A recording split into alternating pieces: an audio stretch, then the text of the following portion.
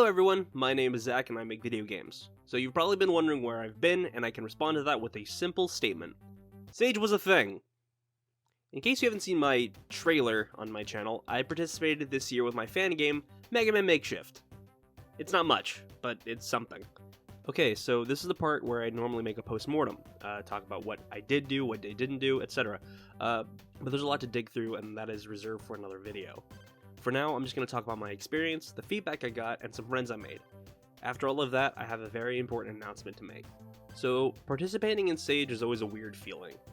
You work on a project for a long time, normally a year right after Sage ended, or a bit longer than that, without a specific due date. And then you get the notice that your game, or at least a demo of your game, is due in about a month. And you record footage, wrap up as many loose ends as possible, and make sure it doesn't set their PC on fire.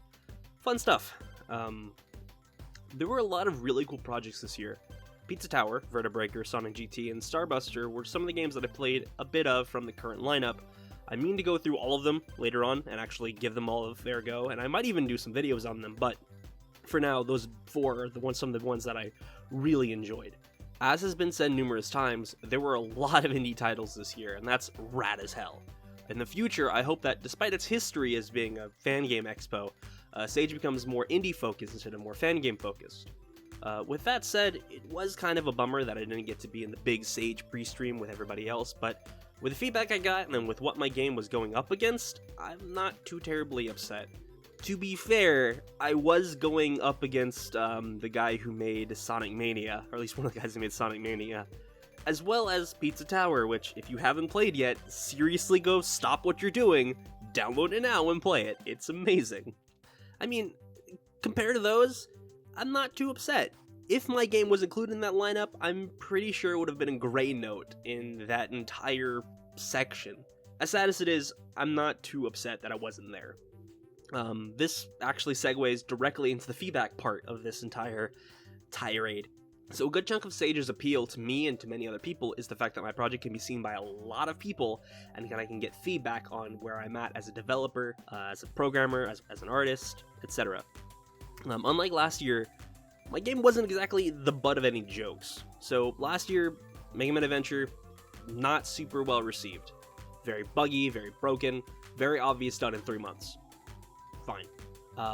It still has a ways to go, though. The description I get from a lot of people that played my game was that it's boring, which might as well be a death sentence, to be completely honest. But, I mean, it is what it is. I mean, uninteresting, bland. Music is good, thanks to a trip to OC Remix, but the gameplay itself is uninteresting. Still, it's mechanically sound-ish, had some cool features, and wasn't a train wreck, so there's that. Everyone who played it in some form of stream said it was an improvement over last year, which is good. Whether it was Etherville, I hope I'm pronouncing that correctly, who so graciously played my game all the way to the boss, or the famous Lake Feppard of Sonic after the sequel, before the sequel, Chrono Adventure, and Spark the Electric Jester fame. He played the tutorial and part of the first stage before getting bored. Yeah, that's understandable. He gave it a 4 out of 10 though, so I mean that's fair. The most important pieces of feedback I got from those streams were the controls and the actual gameplay style. Bigger doesn't always mean better, and I could have made the stages smaller and the game would have not suffered much.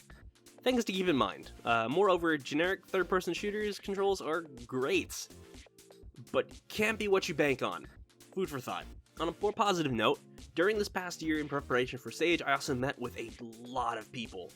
Meeting Lake via the Sonic Fan Game HQ Discord was amazing. Getting some words of wisdom on game development and generally hanging out.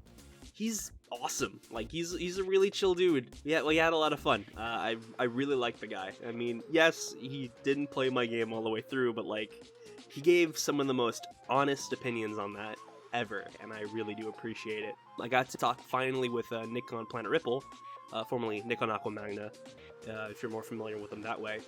And he was cool to chat with. I've actually been watching his stuff for literal years. Like, I've been watching him since like his Sonic Adventure video back when I was in high school.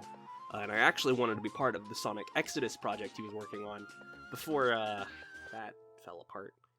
I haven't been able to personally talk to Stealth of Sonic Mania fame, but I do see him pop up every so often, which is kind of cool. I mean, like, I'm kind of rubbing shoulders with the dude who made Sonic Mania. That's pretty rad. I even got a rival of sorts this year in Adam Kareem, who made not one, but 2 Mega Man fan games this year, Mega Man Legends 1.5 and Mega Man X and Zero Training Missions. These games are great, kinda buggy, kinda lacking in a few areas, but great. I mean, I've said it before, not online yet, but you're gonna hear it now. An interesting game that has a few issues is better than a solid bug-free game that is boring. Interesting make fans, boring has played, but forgotten. I had fun with his games a lot, and the dude himself is really chill. We talked on Twitter and Reddit, and he's really nice to talk to. So, the major announcement I wanted to make at the end of this video is that Mega Man Makeshift is my last Mega Man fan game. I am not the guy to make a game in that franchise, at all. As cool as it was to do research and go on the Mega Man wiki and reread all the Archie comics and try to do all that, I just don't get, mentally I guess, the spark that makes Mega Man cool. Adam does. In this fight, this rivalry of sorts, he won. He totally won. I mean, yeah, you know, it's different engines, different mindsets, and, you know, different playstyles, but, like, dude, they're way more Mega Man-y than my game was, and it takes a lot to admit. I did try to put my best foot forward when it came to Mega Man Adventure and Mega Man Makeshift, but I just lost. I mean, that's kind of how it sums up. Mega Man Makeshift is not a good Mega Man game. I mean, it's a solid game. It holds together, but it's not a Mega Man game, man. Like, I don't know what to describe it as. By the way, I'm ad-libbing right now. I have a script. This should have been the last paragraph. I'm like going way off topic. I'm probably gonna include this or not. I don't know.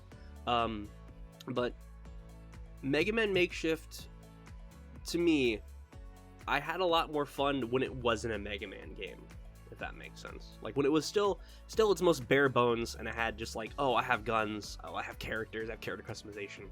I had more fun with it that way than I did when it was Mega Man. But yeah, so I'm not making a Mega Man game again.